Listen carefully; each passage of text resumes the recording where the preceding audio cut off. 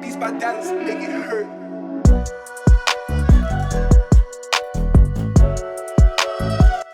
Hello everyone, welcome to पढ़ ले 11th humanities.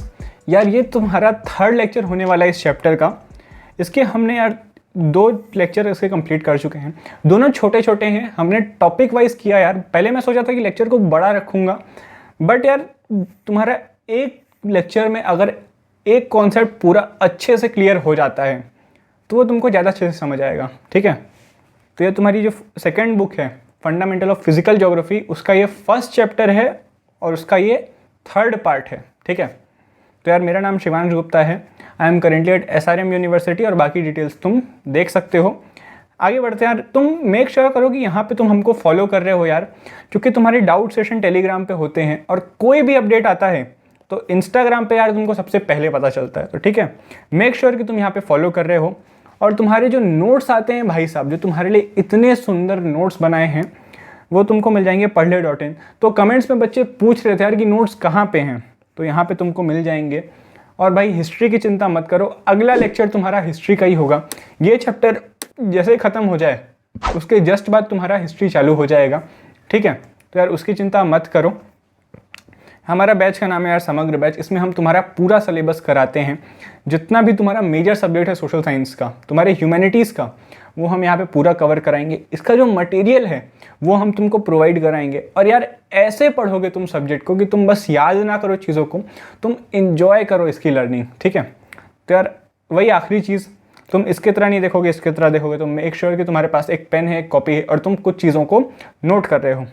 ठीक है, तो यार आज का टॉपिक है physical geography and natural sciences. इसके बाद एक और टॉपिक होगा physical geography and social sciences. आज बस ये 2 टॉपिक करेंगे। लेक्चर चाहे छोटा हो यार, लेकिन मेरा ये है आज मोटिव कि तुम्हारा ये जो 2 टॉपिक हैं इसके बाद तुमको दोबारा कहीं पे पूरा ना पढ़ना पड़े। रिवीजन की ऑब्वियसली ज़रूरत पड़ेगी। ठीक है, इसके पहले हमने क्या क्या देखा था यार कि ज्योग्राफी हमें क्यों पढ़नी चाहिए, क्या ज्योग्राफी होती क्या है, फिर ज्योग्राफर का क्या क्या रोल होता है। फिर हमने देखा था कि ज्योग्राफी एक इंटीग्रेटिंग सब्जेक्ट है। ठीक है, फिर हमने उसको एग्जाम्पल से समझा था। फिर हमने ये वाले टॉपिक देखे थे कि what where why and when. हमने चौथा डायमेंशन भी देख लिया था टाइम का। ठीक है, फिर ज्योग्राफी इन दोनों जो तुम्हारी नेचुरल साइंस और जो तुम्हारी सोशल साइंस है इसको साथ में लेके पढ़ा था ऐसे इंटीग्रेटिंग सब्जेक्ट।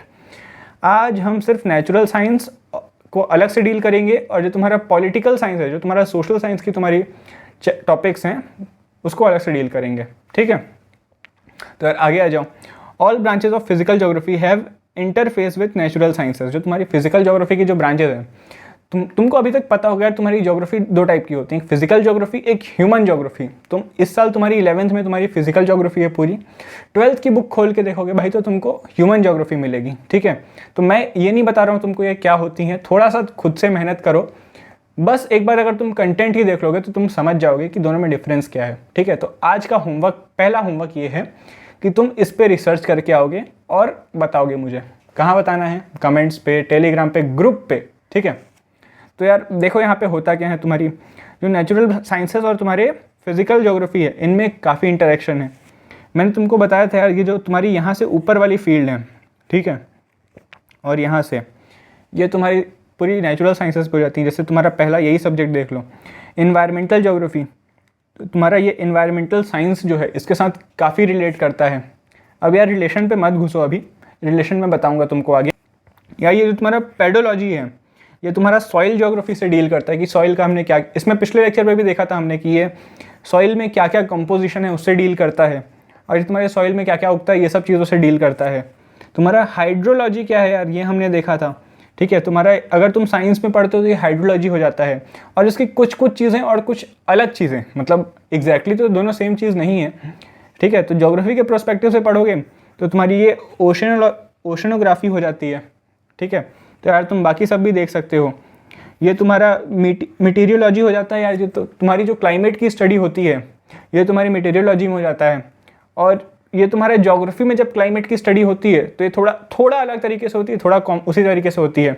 इसको मेरे को भी देखना पड़ेगा, क्लाइमेटोलॉजी होती है। ठीक है, एग्जैक्ट मेरे को भी नहीं पता।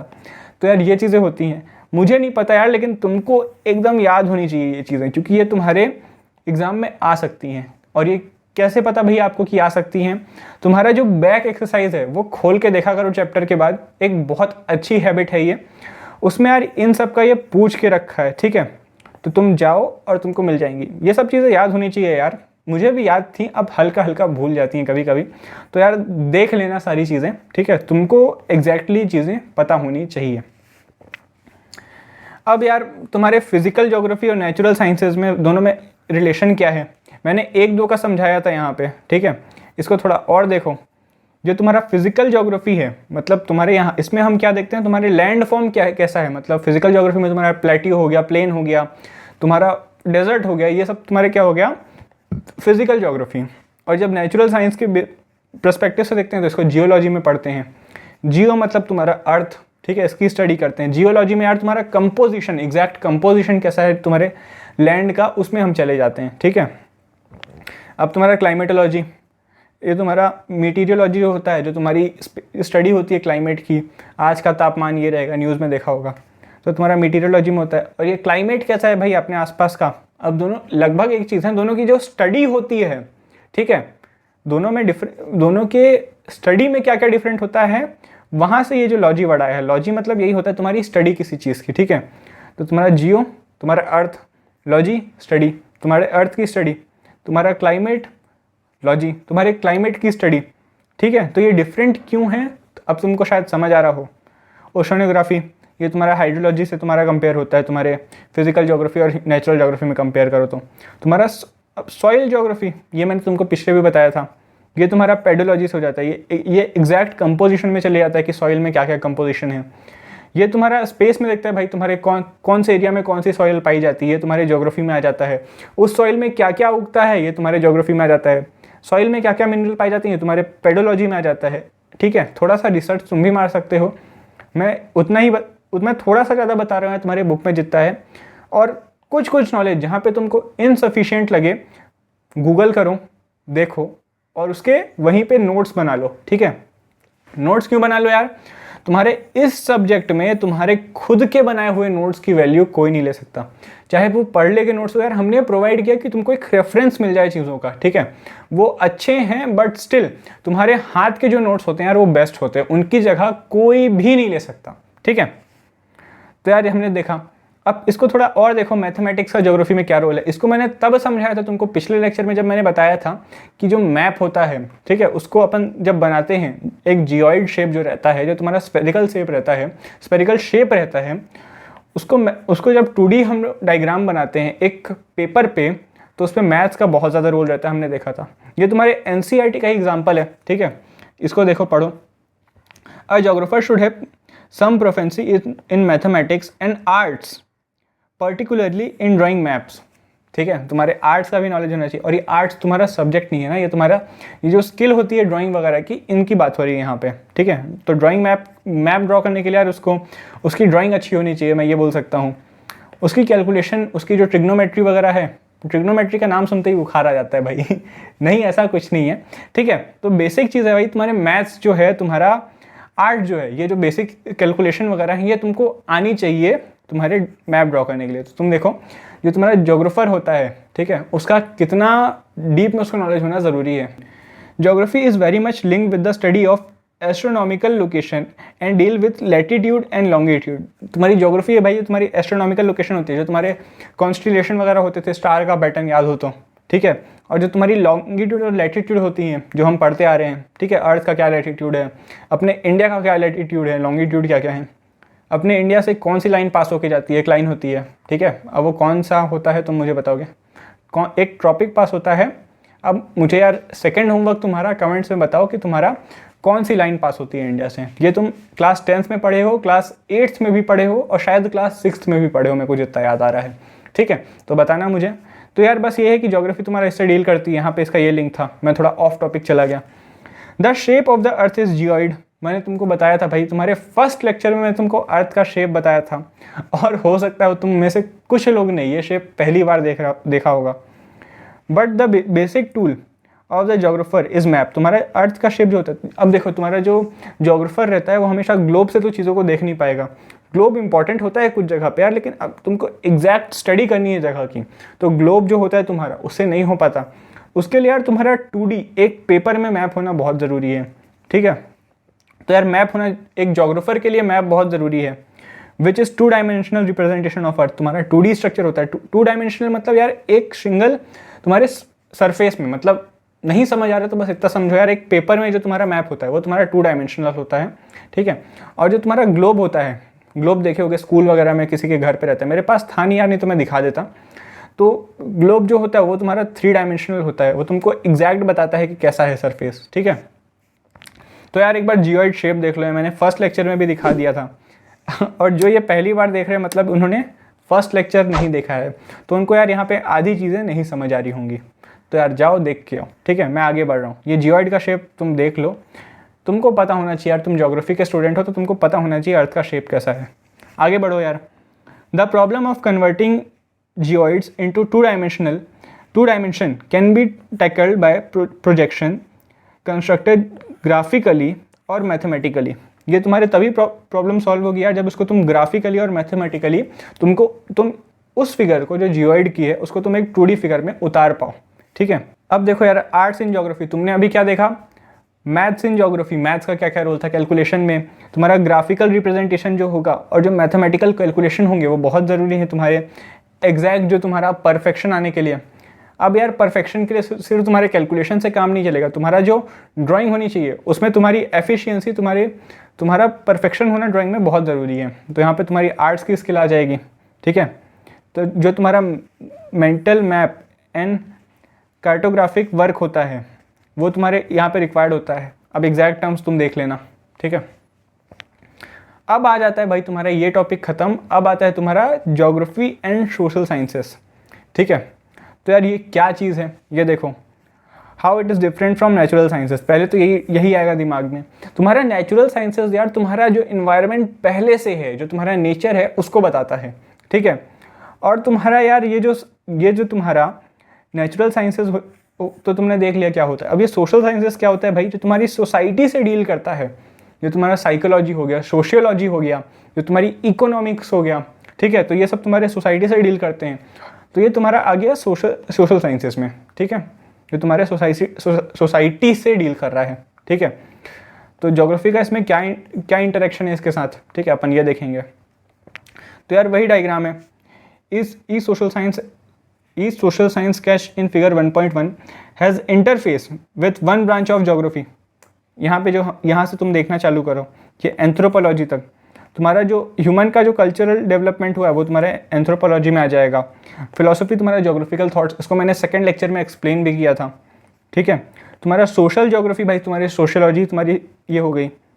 तुम्हारा हिस्टोरिकल ज्योग्राफी हमने ये भी समझा था, ये तुम्हारी हिस्ट्री हो गई। तो यार तुम देखो ये तुम्हारी सोसाइटी से डील करते हैं, ठीक है।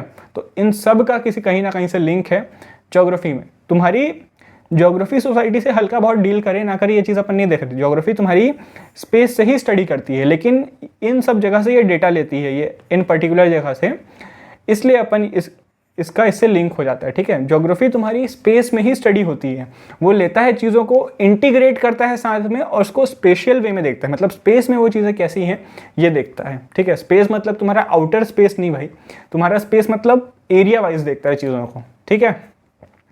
अब यार तुम देखो तुम्हारा जो हिस्ट्री का ज्योग्राफी में बहुत रोल रहता है।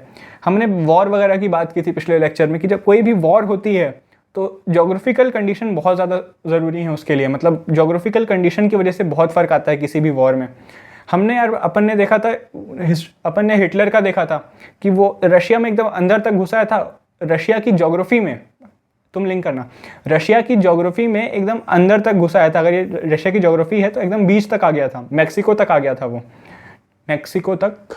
अब मेरे को एग्जैक्ट सिटी याद नहीं यार, मैक्सिको थी कि कौन सी सिटी थी, देखना पड़ेगा मेरे को। सिटी तुम भूल जाओ, तुम बस इतना जानो कि एकदम बीच में आ गया था वो, ठीक है। तो बीच में आ गए थे यार, तो रशियन आर्मी ने उसको चारों तरफ से घेर लिया था, उनकी आर्मी को, तो इसलिए वो डिफीट हो गए थे। तो तुमने देखा कि यहाँ पे ज्योग्राफी कैसे रोल प्ले करती है।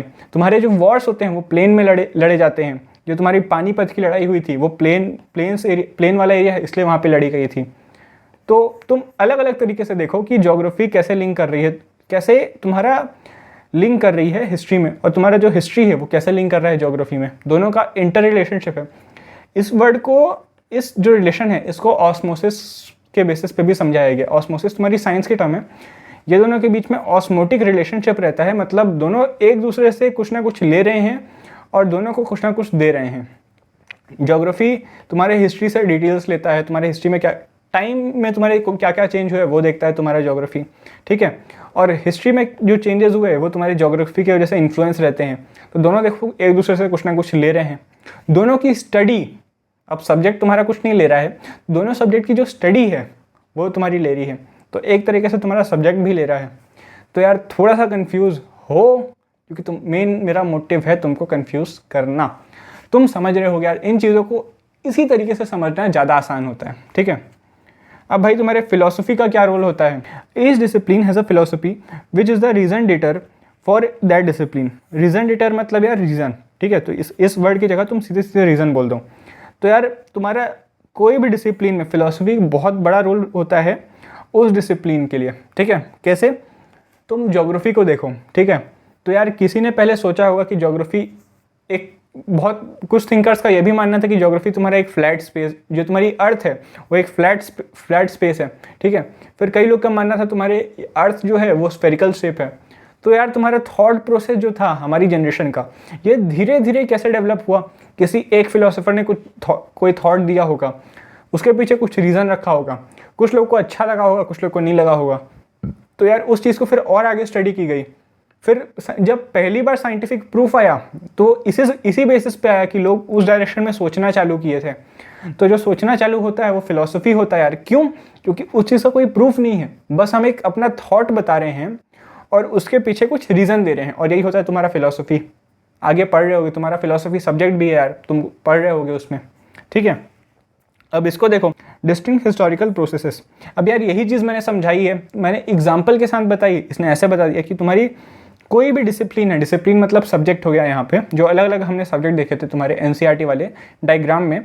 तो यार जो अलग अलग सब्जेक्ट होते हैं उन सब की जो रूट है वो तुम्हारे फिलॉसफी से जुड़ी हुई है। क्योंकि पहले कभी किसी ने थॉट, एक कोई विचार दिया होगा, उस विचार को ही लोगों ने देखा और उसके वजह से सोचना चालू किया। मानते हो कि नहीं? ठीक है। तो यार इसी बेसिस उस सब्जेक्ट की शुरुआत एक थॉट से हुई, एक फिलॉसफी से हुई, ठीक है। और यार ये इसमें बहुत सारे अलग अलग प्रोसेसेस हुए हैं तुम्हारे हिस्ट्री में। मैंने बताया अर्थ गोल भी मानते थे लोग, चौड़ा भी मानते थे, मतलब चपटा भी मानते थे, ठीक है। तो अलग अलग प्रोसेस हुई और उसके बाद तुम्हारा जो फाइनल सब्जेक्ट है तुम्हारे सामने है, उसमें से एक तुम पढ़ भी रहे हो अभी, ठीक है। तो यार मैंने फिलॉसफी देखा, तुम्हारा ज्योग्राफिकल थॉट्स यहाँ पे हाईलाइट किया ज्योग्राफी से क्या है। तो वही है कि ज्योग्राफी कैसे बनी, ज्योग्राफी क्या है अपनी, उसकी थॉट प्रोसेस पहले तो किसी ने सोचा होगा, उसके बाद साइंटिफिक प्रूफ आए होंगे।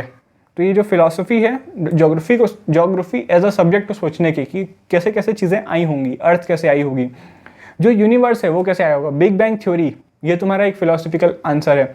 अब इसके पीछे हमने साइंटिफिक रीज़न भी दिए हैं, लेकिन इसकी शुरुआत कहीं ना कहीं तुम्हारे एक फिलॉसफी से हुई है, ठीक है। फिलॉसफी मतलब किसी ना किसी थॉट प्रोसेस से हुई है, ठीक है। Thus the history of geographical thoughts as a mother branch of geography is included universally in its curricula। इसलिए यार जो तुम देखोगे कि तुम्हारी ज्योग्राफी की जो हिस्ट्री है, तो जो तुम्हारी ज्योग्राफिकल थॉट्स की जो हिस्ट्री है, ये पूरे यूनिवर्स में तुम कहीं पे भी चले जाओ, मतलब अपने कहीं पे भी चले जाओ वर्ल्ड में, तुमको मिल जाएगी यार बेसिक स्टडी, क्योंकि वो सब जगह सेम है। क्योंकि एक बेसिक थॉट प्रोसेस की कैसे चीज़ें बनी होंगी, जो हम ज्योग्राफी में चीज़ें देख रहे हैं, जो अभी साइंटिफिक प्रूफ्स के साथ देख रहे हैं, वो किसी ना किसी विचार से जन्मी होंगी। तो कैसे आई होंगी, ये वर्ल्ड में सब जगह देखते हैं और ये सब जगह पढ़ाया जाता है। करिकुलम मतलब करिकुलम में उनके रहता है, ठीक है। आगे देखो यार, all the social sciences discipline, ये तुम्हारी कौन कौन सी, सोशोलॉजी हो गई, पॉलिटिकल साइंस हो गया, इकोनॉमिक्स हो गया, डेमोग्राफी हो गया, तुम्हारे डिफरेंट एस्पेक्ट को पढ़ते हैं। तुम्हारी जो सोशल रियलिटी है, वहाँ पे हमने क्या देखा यार, तुम्हारी जो नेचुरल साइंसेस था, जो तुम्हारे इन्वायरमेंट है उसकी रियलिटी देखी। यहाँ पे जो तुम्हारी सोसाइटी है वो कैसी है यार, हम उसको देख रहे हैं। दे स्टडी द सोसाइटी है, सोसाइटी कैसी है, हम यहाँ पे ये चीज़ देखते हैं, ठीक है। तो यार पॉलिटिकल साइंस और ज्योग्राफी, इन दोनों में अब सब्जेक्ट वाइज देख लो क्या क्या रिलेशन है। पॉलिटिकल साइंस और ज्योग्राफी में क्या क्या रिलेशन है, इसको और अगर डीप में बोलूँ मैं, तो पॉलिटिकल साइंस और पॉलिटिकल ज्योग्राफी में क्या क्या रिलेशन है अपन ये देखेंगे। The core concern of political science is territory, people and their sovereignty. हम पॉलिटिकल साइंस में क्या क्या देखते हैं, कोई एक टेरिटरी कैसी है, वहाँ के लोग कैसे हैं, मतलब उनके पॉलिटिकल थॉट्स कैसे हैं, और वो सॉवरन है कि नहीं, उसमें क्या क्या बाउंडेशन है, अपन ये सब चीज़ देखते हैं कि कौन सी कंट्री इंडिपेंडेंट है, कौन सी कंट्री में कौन रूल कर रहा है, कहीं पे रूलर है, कहीं पे मोनार्क है, ठीक है। तो कंट्री किस, ये हम देखते हैं तुम्हारे पॉलिटिकल साइंस में। अब पॉलिटिकल ज्योग्राफी में अपन क्या देखते हैं यार, political geography is also interested in the study of the state as a spatial unit. तुम्हारा जो मैप होता है, पॉलिटिकल मैप होता है, ठीक है, वो ये तुम्हारे पॉलिटिकल ज्योग्राफी से कहीं ना कहीं लिंक होता है। हम स्पेस से देख रहे हो, एक एरिया वाइज देख रहे होते हैं चीज़ों को। स्पेस मतलब यार तुम्हारा स्पेस हमेशा उसको एरिया से जोड़ो, मैं तुमको बार बार लेक्चर में बोल रहा हूँ, तुम्हारा स्पेस मतलब तुम्हारा एरिया जो आसपास का डिस्ट्रीब्यूशन है उसकी बात हो रही है, ठीक है। तो हम स्पेस बेसिस पे देखते हैं कि पॉलिटिकल बिहेवियर कैसा है एक एरिया के लोगों का, अपन ये चीज़ भी देखने की कोशिश करते हैं। तो ये तुम्हारे पॉलिटिकल ज्योग्राफी में देखते हैं। अगर तुम किसी भी चीज़ को एरिया वाइज पढ़ना चालू कर देते हो, ठीक है, तो उसमें कहीं ना कहीं तुम्हारे ज्योग्राफी का रोल आ जाता है, ठीक है। तुम इसको कैसे भी लिंक कर देना। अगर तुम मान लो किसी एक जगह की बात करते हो, जैसे मेरे मन में नाम आया तुम्हारा अफ्रीका के जंगल, तो वहाँ की तुम तुरंत ज्योग्राफी सोचना, अफ्रीका मैंने नाम आया तो तुमको कहीं ना कहीं तुम्हारे दिमाग में जंगल ज़रूर आए होंगे, ठीक है। अगर मैं तुम्हारे इंडिया में आ जाऊँ, तुम्हारे एक पर्टिकुलर एरिया के ले लूँ राजस्थान, तो तुम्हारे दिमाग में रेत, रेगिस्तान, ये सब ज़रूर बात आएगी, तो तुम्हारे दिमाग में क्या आएगा, डेजर्ट आएगा, ठीक है। तो ये चीज़ भी तुम देख रहे होगे। तो यार तुम देखो कि कैसे जो तुम्हारी एरिया वाइज तुम कभी भी चीज़ों को पढ़ते हो, चाहे वो पॉलिटिकल साइंस में तुम देख रहे हो, कहीं पे भी देख रहे हो, तो वहाँ पे तुम्हारी ज्योग्राफी ज़रूर आ जाएगी, ठीक है। अब इसको तुम इकोनॉमिक्स से देखो भाई, इकोनॉमिक्स से ये चीज़ कैसे रिलेट कर रही है।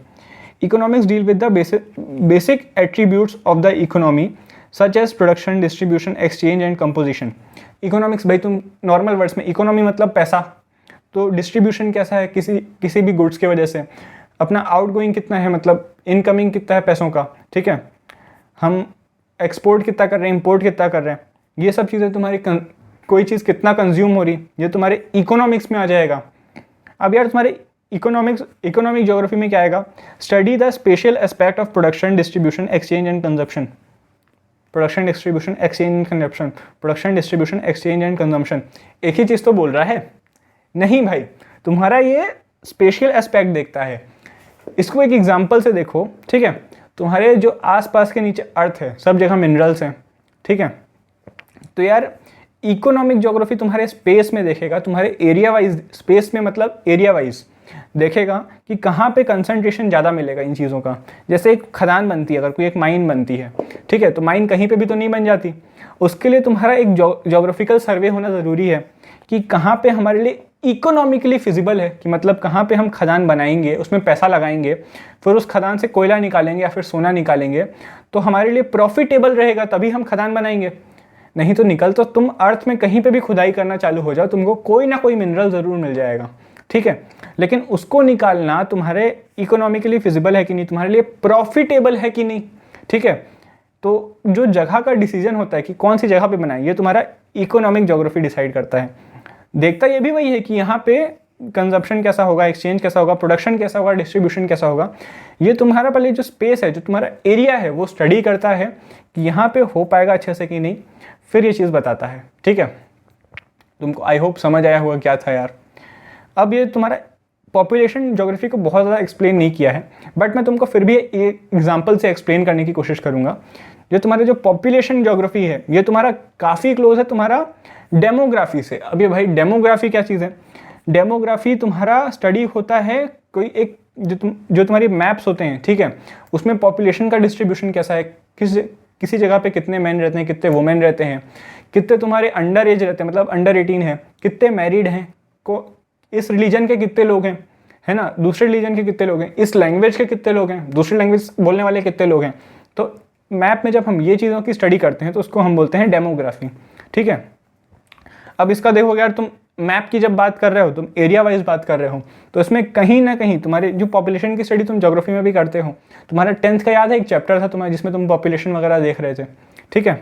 अब 10th में था कि 9th में था, तुम याद कर लेना, अब मुझे याद नहीं, मेरी 10th को हुए बहुत टाइम हो गया, ठीक है। तो यार तुम देखो कि यहाँ पे हम स्टडी कर रहे होते हैं इन चीज़ों की, और जब मैप की बात होती है भाई, तो मैप में आंख बंद करके ज्योग्राफी आ ही जाती है, क्योंकि हम एरिया वाइज बात करने लग जाते हैं, ठीक है। तो तुमको यहाँ से क्या समझ आया कि एरिया वाइज कभी भी बात होगी तो तुम्हारा ज्योग्राफी भाई तुरंत आ जाएगा वहाँ पे, ठीक है। तो यार आगे देख लो यार, the above discussion shows that, अब देखो हमारा अब ये दोनों जो टॉपिक था तुम्हारा फिजिकल ज्योग्राफी, तुम्हारा नेचुरल साइंसेज और ज्योग्राफी का रिलेशनशिप, और तुम्हारा सोशल साइंसेज और ज्योग्राफी का रिलेशनशिप, ये यहाँ पे ख़त्म होता है। अब इसको यहाँ पे समराइज़ किया है यहाँ पे ये 1-2 पेज में, ठीक है, देख लो इसको, फिर इस बहुत छोटे से लेक्चर की तुम्हारी छुट्टी हो जाएगी। ये लेक्चर छोटा रखा है यार क्योंकि तुमको टॉपिक समझाना ज़रूरी है, ठीक है। The above discussion shows that the geography has strong interface with natural and social sciences, उसका बहुत स्ट्रॉन्ग कनेक्शन है तुम्हारा नेचुरल और सोशल साइंसेज के साथ, हमने ये देखा अभी, ठीक है। It follows it own methodology which makes it distinct from other. तुमने देखा होगा यार हिस्ट्री और जो तुम हिस्ट्री था और हिस्टोरिकल ज्योग्राफी थी वो अलग अलग थी, ठीक है। दोनों से बहुत ज़्यादा एक दूसरे से इन्फ्लुएंस होते हैं, दोनों का इंटरफेस काफ़ी स्ट्रॉन्ग है, बट यार दोनों डिस्टिंक्ट हैं एक दूसरे से। क्यों? क्योंकि दोनों को समझने की, दोनों को पढ़ने की जो मेथडोलॉजी है, जो तुम्हारा तरीका है दोनों को पढ़ने का, वो काफ़ी अलग होता है यहाँ पे, ठीक है। It has osmotic relationship with other disciplines. मैंने ये चीज़ तुमको पिछले अभी समझाई थी कि ऑस्मोटिक रिलेशनशिप क्या होती है यार, कि ये 2 अलग अलग ब्रांच है, देखो तुम 2 अलग अलग एलिमेंट्स हैं, ठीक है। ये साइंस के बेसिस पे मैं तुमको यहाँ पे क्या है वो समझा रहा हूँ कि 2 अलग अलग सब्जेक्ट हैं तुम्हारे, ठीक है। जैसे हिस्ट्री हो गया और ये ज्योग्राफी हो गया, तो दोनों एक दूसरे से डेटा ले रहे हैं, ठीक है, और उसको अपने हिसाब से इंटरप्रेट करके अपने सब्जेक्ट में पढ़ रहे हैं। ये तुम्हारा हिस्ट्री हो गया, ये ज्योग्राफी, जो मानना है मान लो, मैं ऐसे ही मानूंगा, ठीक है। दोनों डिफरेंट हैं लेकिन अभी भी वो डेटा शेयर कर रहे हैं एक दूसरे से। आगे देखो यार क्या बोल रहा है, while all the disciplines have their own individual scope, सबका अलग अलग अपना इंडिविजुअल स्कोप होता है, हिस्ट्री का अलग स्कोप है, ज्योग्राफी का अलग स्कोप है, ठीक है। लेकिन ये जो इंडिविजुअलिटी है इसकी वजह से यार जो तुम्हारा इन्फॉर्मेशन का जो फ्लो है वो कभी नहीं रुकता, तुम्हारा ये ऑब्स्ट्रैक्ट कभी नहीं होता, ठीक है। अब इसको तुम्हारे बुक में एक एग्जाम्पल से दिया है तुम्हारे बायोलॉजी से रिलेटेड, डरना मत, सिंपल सा एग्जाम्पल है, ठीक है। As in the case of all cells in the body they have individual identity, ठीक है, separated by membranes but the flow of blood is not obstructed. यार कुछ नहीं बोल रहा है, जैसे तुम्हारे सेल्स होते हैं, जो तुम्हारे मेम्ब्रेन्स के बीच से तुम्हारा ब्लड का ट्रांसफर होता है तुम्हारे सेल्स में, ठीक है। तो यार तुम्हारे हार्ट के सेल्स अलग हैं, हार्ट के टिश्यूज़ अलग हैं तुम्हारे, उसके बाद फिर लंग्स के टिश्यूज़ अलग हैं, लेकिन ब्लड का फ्लो हो रहा है वहाँ पे, दोनों जगह पे हो रहा है, ठीक है। ट्रांसफ़र एक ही जगह ट्रांसफ़र भी हो रहा है तुम्हारा एक दूसरे से। तो यहाँ से क्या बताना चाह रहा है, तुम्हारा हार्ट अलग है, तुम्हारा लंग्स अलग है, तुम्हारी किडनी अलग है, लेकिन ब्लड का फ्लो सब में साथ में होता है, ठीक है। तो यहाँ से रिलेट करो, सबका फंक्शन अलग है, सब बने अलग अलग हैं, लेकिन तब भी सब में इंफॉर्मेशन का फ्लो हो रहा है। ये सब्जेक्ट में यहाँ पे ब्लड में बताया था, यहाँ मतलब ब्लड का फ्लो हो रहा था, वहाँ पे सब्जेक्ट में इंफॉर्मेशन का फ्लो हो रहा था, ठीक है। तुमको समझ आया होगा यार। अब जोग्राफर्स का काम क्या है यार, यहाँ पे उनको बहुत काम दे रहे हैं हम, ठीक है। तो यार यहाँ पे देखो इनका यहाँ पे क्या काम था, geographers use data obtain from sister disciplines and attempt synthesis over space. ये तुम्हारी सिस्टर डिसिप्लिन मतलब ये जो हो गई तुम्हारी इकोनॉमी हो गई, तुम्हारी सोशोलॉजी हो गई, ठीक है। ये सब जो डिसिप्लिन्स हैं और भी होती हैं यार, मैंने बस एक एग्जाम्पल लिया, तो इन सब से डेटा अटेम्प्ट करता है और इनका सिंथेसिस करता है ओवर स्पेस। अब स्पेस मतलब एरिया वाइज, स्पेस से कभी नहीं घबराना भाई, स्पेस मतलब एरिया वाइज। इसको तुम कॉपी में भी लिख लो यार, काम आएगा, ठीक है। अभी लिख लो, बाद में नहीं तो तुम भूल जाओगे, इसलिए मैं बोलता हूँ एक पेन और कॉपी ज़रूर रखा करो लेक्चर के बीच में। और यार इसके बाद क्या बोल रहा है, map are very effective tool of a geographer in which the tabular data is converted into visual form to bring out the spatial pattern. अब भाई तुम्हारा कोई भी चीज़ पढ़नी होती है यार, हम मैप में चले जाते हैं, ठीक है। तो यहाँ पे भी देख लो, जैसे अगर मैं बोलूँ तुम्हारे पॉपुलेशन का डिवीज़न कैसे है पूरे कंट्री में, ठीक है। तो जो तुम्हारा ये टेबुलर डेटा हो गया कि अलग एक टेबल बना, उसमें सारे डिस्ट्रिक्ट लिखो, सारे स्टेट वाइज लिखो, यहाँ पे स्टेट की बात हो रही है तो स्टेट्स लिखो, फिर उनकी पॉपुलेशन का रेंज लिखो, ठीक है। तो पर किलोमीटर, पर स्क्वायर किलोमीटर इस टाइप से होती है। या फिर इसको मैं एक मैप में बना दूँ तो समझने में भी आसान होगी। तो भाई ये जो तुम्हारा मैप होता है ये एक जोग्राफर के लिए बहुत इंपॉर्टेंट टूल होता है, ठीक है। ये मैप देख लो, यहाँ पे देखो जैसे जम्मू कश्मीर में पॉपुलेशन तुम्हारी काफ़ी कम है। अब इसके बहुत सारे रीज़न होते हैं, ये तुम्हारी बस ये जो तुम्हारा सब्जेक्ट हो गया पॉपुलेशन देखने का, ये अलग सब्जेक्ट हो गया तुम्हारा, ठीक है। लेकिन यार यहाँ पे इसकी पॉपुलेशन में तुम्हारी ज्योग्राफी भी इफेक्ट कर रही है, तुम्हारी हिस्ट्री भी इफेक्ट कर रही है। हिस्ट्री का बहुत ज़्यादा इन्फ्लुएंस नहीं है, बट हाँ ज्योग्राफी इफेक्ट कर रही है। इकोनॉमिक्स भी तुम्हारा इफेक्ट करता है यार, जहाँ पे रहना इकोनॉमिकली आसान हो लोगों के लिए वहाँ पे लोग ज़्यादा रहेंगे। जैसे यूपी में प्लेन्स हैं तो यहाँ पे फार्म्स वगैरह बहुत ईजिली बन जाएंगे, फार्म्स बहुत सारे हैं मतलब, तो यहाँ खेती बड़ी आसान हो जाती है, इसलिए यहाँ पे लोग ज़्यादा रहते हैं। ठीक है, यहाँ पे देखो जैसे लिविंग कंडीशंस उतनी अच्छी नहीं है, यहाँ पे इकोनॉमी लोगों की उतनी अच्छी नहीं हो पाएगी, होती है दूसरे रीजंस होते हैं, खेती वगैरह से नहीं हो पाएगी। तो यार यहाँ पे और भी रीजंस हैं जिस वजह से यहाँ पे पॉपुलेशन कम होती है। यहाँ पे देखो बहुत ज़्यादा है तुम्हारे, यहाँ पे बहुत ज़्यादा है तुम्हारे, ठीक है। तो तुम देखोगे यार कि बहुत सारे रीज़न होते हैं यहाँ पे तुमको ये पॉइंट शायद समझ आए होंगे। मैं थोड़ा सा ऑफ टॉपिक चला गया, ठीक है, नहीं समझ आया तो वीडियो को रिवाइंड करके देखना। और यार यहाँ पे ये छोटा सा लेक्चर, मतलब मुश्किल से ये तुम्हारा 30 मिनट के आसपास का बना है, ये ख़त्म होता है यार। अगले लेक्चर में अपन कोशिश करेंगे कि ये चैप्टर को ख़त्म कर दें। इसके बाद भाई तुम्हारा most awaited topic history, geography भी कई लोग वेट कर रहे थे भाई, हिस्ट्री का बहुत कंप्लेन आ रहा है कि भैया आप हिस्ट्री पहले करवा दो। तो यार लेक्चर्स तुम्हारे प्री रिकॉर्डेड होते हैं, तो जब तुम्हारी बात मुझ तक पहुँचती है तो उस टाइम तुम्हारे 2 या 3 लेक्चर पहले से रिकॉर्ड हुए रखे होते हैं, ठीक है, तो उनको पहले जाएंगे, उसके बाद कोई चीज़ आएगी नहीं। तो यार इसलिए चीज़ें इस टाइप से चलती हैं। तुम्हारा सिलेबस पूरा होगा उसकी चिंता मत करो, जिस हिसाब से लेक्चर करवा रहे यार उस हिसाब से करते जाओ, अपने हैंड से तुम बुक्स वगैरह पढ़ना चालू करो, तुमको समझ आ रही होंगी चीज़ें, ठीक है। नहीं आएंगी यार तो feel free to ask me on Telegram. तुम्हारा अगर आगे का भी डाउट होगा तो हम उसको वहाँ पे डिस्कस करेंगे, तुम्हारे थॉट्स मेरे थॉट्स दोनों की डिबेट करेंगे, ठीक है। तो यार हम टेलीग्राम पे बहुत अच्छे से बातचीत करते हैं, तो यार मेक श्योर कि तुम वहाँ पर फॉलो कर रहे हो। और तुम इतना लंबा आए हो यार वीडियो में, तो मेक श्योर कि तुम लाइक मारो वीडियो को। एक क्विक रिवीजन करते हैं यार, फिर तुम्हारी इस छोटे से लेक्चर से छुट्टी, ठीक है। हमने आज क्या क्या देखा यार, physical geography and natural sciences. Natural sciences से क्या क्या रिलेशन है भाई, तो हमने अलग अलग सब्जेक्ट देखे थे। सॉइल ज्योग्राफी का कैसे रिलेशन था उसके सब्जेक्ट के साथ, ठीक है, तो हमने ये सब देखा था। फिर हमने ज्योग्राफी का सोशल साइंस से क्या रिलेशन था, हमने ये देखा था। फिर हमने एक समरी देखी कि दोनों साथ में कैसे काम आते हैं। ज्योग्राफर क्या करता है भाई, उसके लिए मैप कितना ज़्यादा इंपॉर्टेंट है, ठीक है, कि एक मैप जो है एक टेबुलर डाटा को कन्वर्ट कर देता है एक इजी वे में समझने के लिए, ठीक है। एक लंबा सा अगर मैं मैप तुमको एक टेबल दे दूं कि इस स्टेट की इतनी पॉपुलेशन, तुमको नहीं समझ आएगा। तुमको अगर जम्मू कश्मीर ढूंढना है तुमको टाइम लगेगा ढूंढने में। यहाँ पे तुमको साफ दिख रहा है जम्मू कश्मीर की पॉपुलेशन कम है, ठीक है। तुमको यहाँ पे दिख रहा है कि इन स्टेट जो यूपी बिहार ये सब वाले जो स्टेट हैं इनकी पॉपुलेशन बहुत ज़्यादा है, ठीक है। एरिया तुमको यहाँ से एरिया का भी सिंथेसिस मिल रहा है कि कौन सा स्टेट एरिया में सबसे बड़ा है, कौन सा स्टेट सबसे छोटा है, ठीक है। तो तुमको यहाँ से जानकारी मिल रही है पूरी। तो यार बस यहाँ पे लेक्चर ख़त्म होता है। अगले लेक्चर में देखेंगे यार ब्रांचेस ऑफ ज्योग्राफी। ये तुम्हारा आखिरी टॉपिक है और ये भी 30 से 35 मिनट का मैक्सिमम जाएगा, शायद उससे ज़्यादा शायद ना जाए। तो यार यहाँ पे ख़त्म करेंगे हम लेक्चर को। तो बस इतना, स्टे सेफ और एंजॉय द लर्निंग, बाय।